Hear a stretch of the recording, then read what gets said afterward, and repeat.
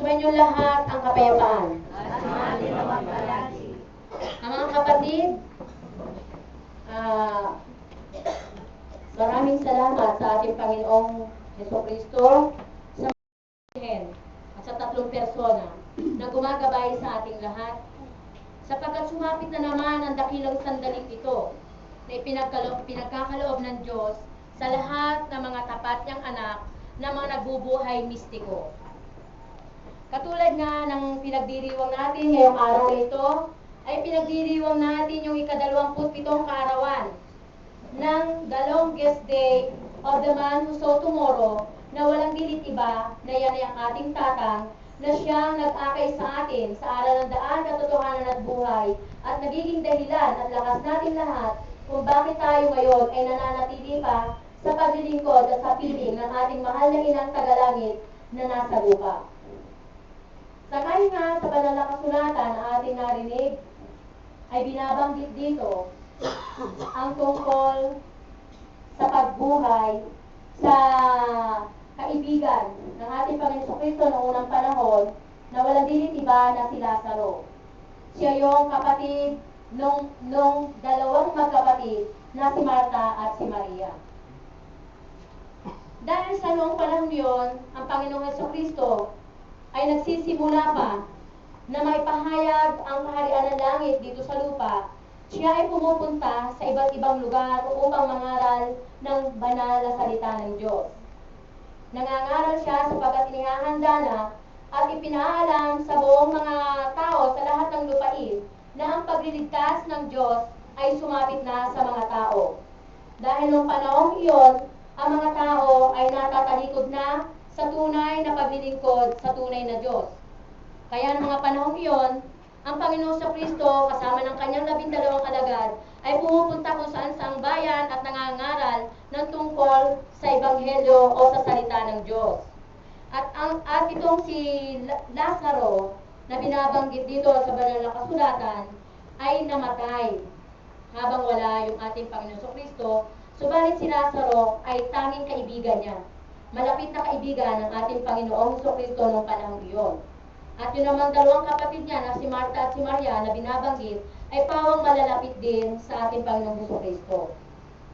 Kaya nga, dahil sa nalalaman ng Diyos na kinakailangan ipakita ng anak ng Diyos ang kapangyarihan niya sa lupa at maghari ito, at ipinakikita rin sa talatang ito na tunay na napakapalad kapag ang isang tao o nilalang ay napalapit sa kinatawa ng Diyos. Dahil sinasabi nga na hindi siya magdaranas ng kamatayan. Kaya dahil ng mga panahon iyon, si Lazaro ay 4 na araw na halos napatay noon at siya ay inilibing. Doon sa libingan nila, siya ay mabaho na. Kung ating pag-aaralan sa banal na kasulatan. At kahit si Marta at si Maria, bagamat alam nila na nung panahon iyon, ang Panginoong Jesucristo ay gumagawa na ng mga himala at pagpapatibay na siya ay tunay na Diyos at tunay na tao na bumaba sa lupa, ay hindi rin nila sukat akalain na makakaranas nga si Lazaro ng literal na pagkabuhay ng katawan. Dahil sa ayon doon sa banal na kasulatan na ating binasa, ay umaasa si Marta at si Maria na siya ay mabubuhay pagdating ng huling araw kapag binuhay na uli yung lahat ng mga namatay. Dahil subalit ito nga ay nakatakda na at nakaplano na sa kasaysayan na hindi sukat maisip ng sino mang literal na tao na Diyos lamang ang tanging nakakaalam at siya ang nagpaplano nito at yung walang dilitibayan nga ang Panginoong Jesucristo ay nakatakda pa lang si Lazaro ay makaranas ng literal na pagkabuhay. Na kung ating pag-aaralan na binasa rin kanina sa banal na kasulatan na ang panahon sa unang pagbasa ay dumating na ang panahon ng Antikristo. At kung tayo nga ay mag-aaral mga kapatid, at yan talagang ating pinag-aaralan, kaya tayong laki nandito ngayon sa pagbubuhay mistiko at pagbubuhay maka-Diyos, dahil ang Antikristo ay dumating na. At ang gawain ng Antikristo ay makigaya, makitulad, at gawin ang lahat ng ginagawa ng tunay na Diyos.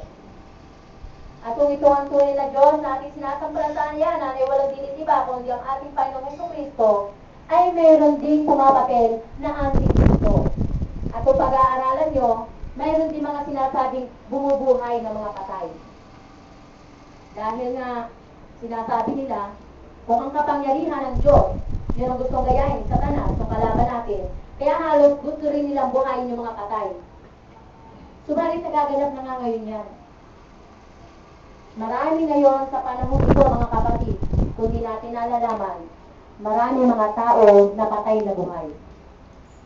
Buhay sila, subalit patay ang kanilang kaluluwa sa pananampalataya sa tunay na aral ng daan katotohanan at buhay na itinuro sa atin ng ating Panginoong Jesucristo dahil sa sila ay naputol na. Walang nagduktong sa kanila kung paano sila patuloy na mabubuhay sa kaparaanan ng Diyos. Kaya sila ngay buhay ang katawan, subalit patay na ang kanilang mga kaluluwa. At kapag patay na ang kanilang kaluluwa, ando na yung pagkakataon ni Satanas upang magkaroon siya ng pagbuhay sa mga patay. Patay ang kaluluwa, subalit buhay ang katawan, dahil ang umiiral na o nagpapakilot at nagpapagalaw sa katawang iyan ay wala nang dilit iba kundi yung espiritu ng sinungaling na ama o ng Diyos na sinungaling na walang itinuturo sa tao kundi ang mabuhay sa kaparaanan ng laman, daigdig at sariling kaisipan ng tao. Ginagawa nila kung itong ating katawan na to ay banal na templo ng Diyos dahil sa wala ng Diyos na namamahay dyan. Yung kaluluwang na andyan ay patay na sa kasalanan. Ang namamahay na dyan at nagpapakilo sa katawang yan ay yung espiritu na ni Satanas o Antikristo. Antikristo, mamamatay tao. Na walang dilit ibang pinapatay ay yung tao sa ating mga pagkatao, sa ating sarili. Na walang dilit iba, yan ang ating kaluluwa. Kaya mga kapatid, ang aral na ito na itinuturo sa atin ay duktong sa banal na ebanghelyo na itinuro noon ng ating Panginoong Jesucristo sa lahat niyang mga alagad.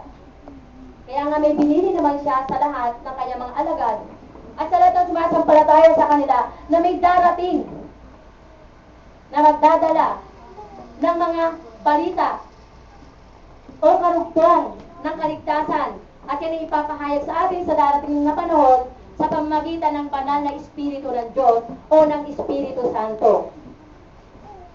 Kaya kung yung pag-aaral na yan ay ating itataas ang ating mga diwa at duduktungan natin sa pamamagitan din ng paghahayag ng Espiritu Santo, maliwanag na ating makikita na ang tinutukoy ng Panginoong Jesucristo sa banal na kasulatan na pagbuhay sa katawan ng tao, bagamat ito'y patay, ay yung kaluluwang namatay.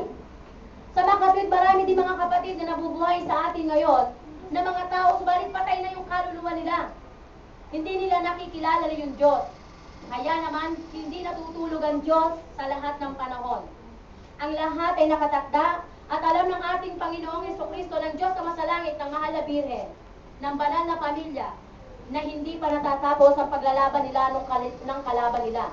Na walang pinaglalabanan kundi tayong mga tao. Kaya itinakda rin niya yan, na may mga taong matira na hindi napuputulan ng karunungan mula doon sa katastasan luklukan upang patuloy ng gumabay, upang itong mga namatay na tao na to ay magkaroon ng muling pagkabuhay sa kaparaanan ng Diyos. Hindi nyo ba napapansin mga kapatid? Kapag ang isang tao ay nabubuhay sa kaparaanan ng demonyo, daigdig at laman, at wala sa kanya ang kabanalan, ay ang baho ng kanyang pagkatao. At yun ay nagre-replika rin. Nagre-replika rin yan. Dahil sa mga bisyo, sa lahat ng sumisingaw sa katawan nila yan, mababaho. Kaya may ihahalintulad mo sila sa katay. Ngayon may paraan tayo at itinuro sa atin na ang Panginoon Jesucristo kasangkapan ng pagdudugtong kung paano natin pag-aaralang mabuti, hihimayin, sisitirin, aarukin kung ano ba talaga ang